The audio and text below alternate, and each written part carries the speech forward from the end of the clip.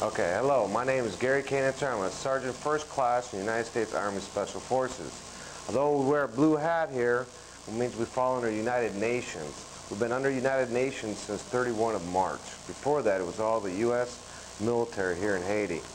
Our house is right here in Port-de-Paix. It's the northernmost city on the continent of Haiti. This area is very rugged, very mountainous, and it has some tropical areas down some of the rivers. The road network up in the whole northwest area is all sand roads. Sometimes they are impassable during rainstorms.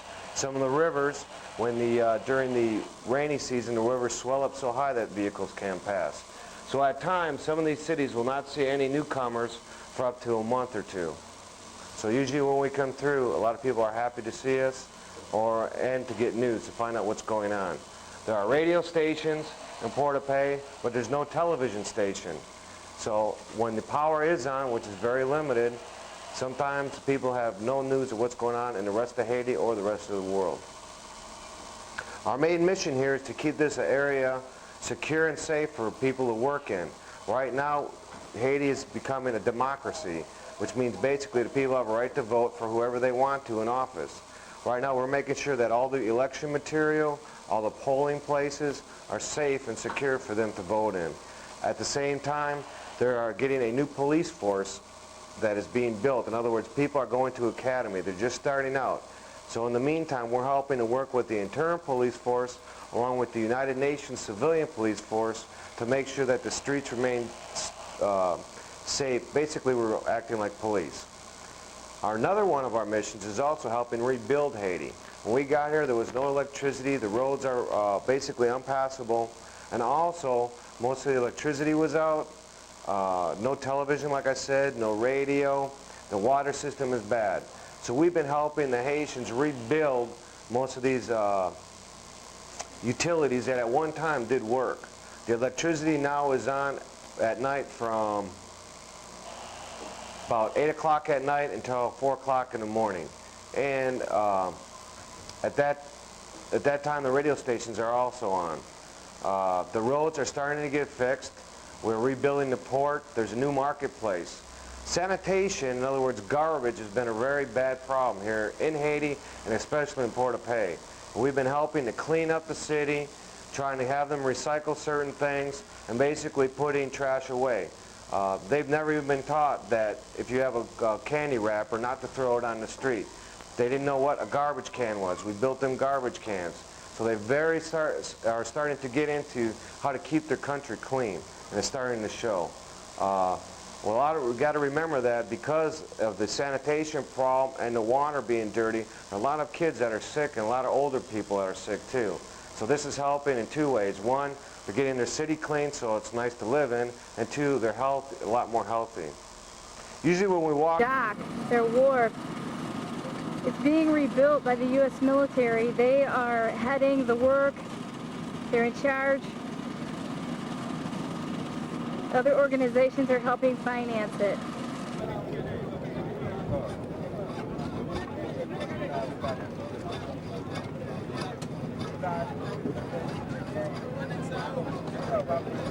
Dirt, or initially it was rocks. We were going to some of the riverbeds and picking up rocks and bringing them in a truckload at a time. And then we went up to the concern up there and got the front end loader, brought our own diesel fuel, got the front end loader and the TPTC pickup truck or the dump truck, and just started hauling dirt in here to backfill it all. And once we did all that, leveled everything out, then Tom came in here with his expertise and started laying out the forms for all this other stuff. And I'm not sure exactly how he did it, but he does this, like I said, he does this stuff back in the States. So is this deep enough now that the ships can come up to here, or is that the plan? Well, like boats like that, and probably the tugboat sitting out there, they could probably pull up here.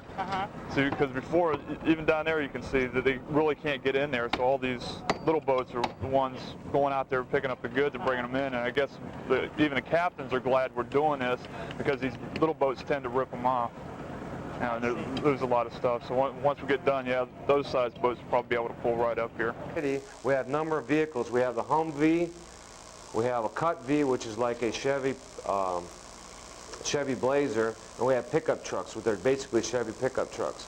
Our vehicles are camouflaged. The normal UN vehicles are white with a big blue UN on the side of it. About to model this truck, this Humvee for us. She's making sure the city's real clean so it doesn't get any dust on the clothes and the dress. And as you can see, the Humvee is an all-purpose vehicle. It got there's a lot of room in it, and when military personnel sits in it, they can actually use their rifle and shoot out and protect themselves. Also, it has some used tires that are almost bulletproof, and any type of they can run to any type of terrain or any type of obstacles or any type of sharp objects without getting a flat tire. And they were specifically made for the military because they can take so much and still keep on rolling.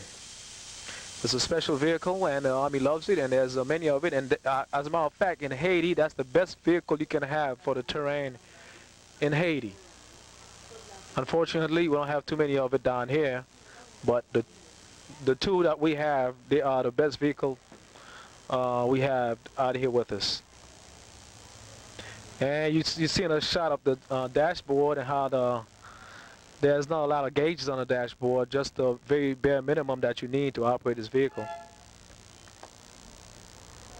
And you actually can hose the whole inside to clean it without damaging the dashboard, any electrical work in it.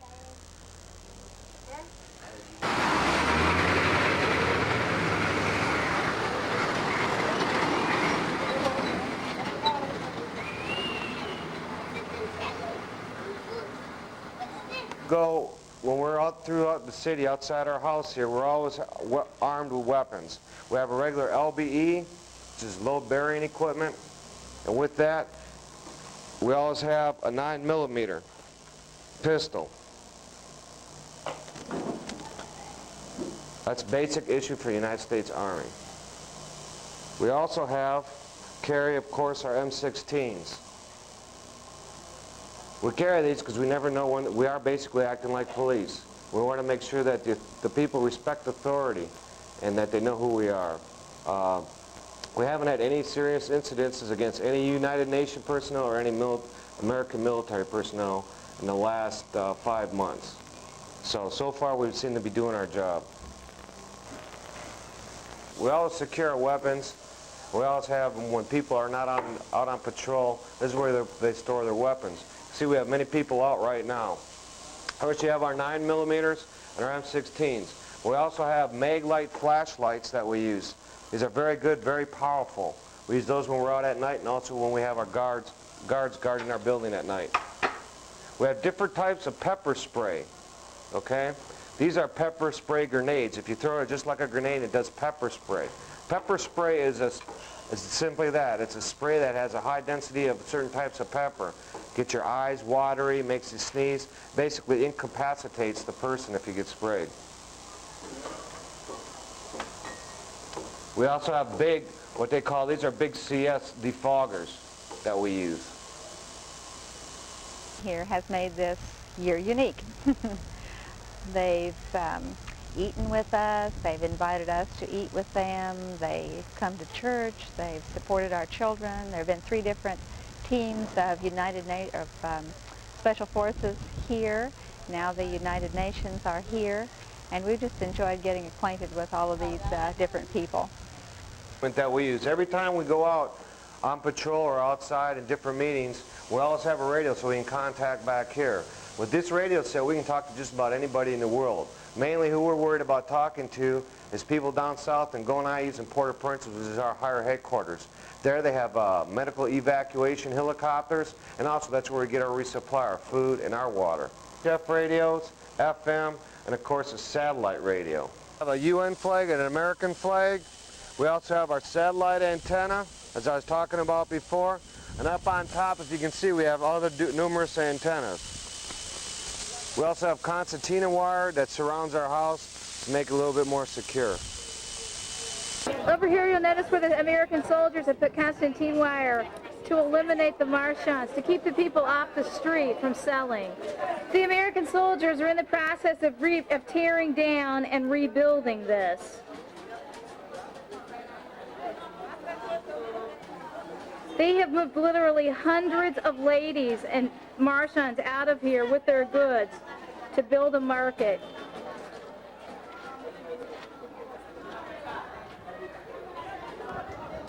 So this is going to be a two-story. American soldiers running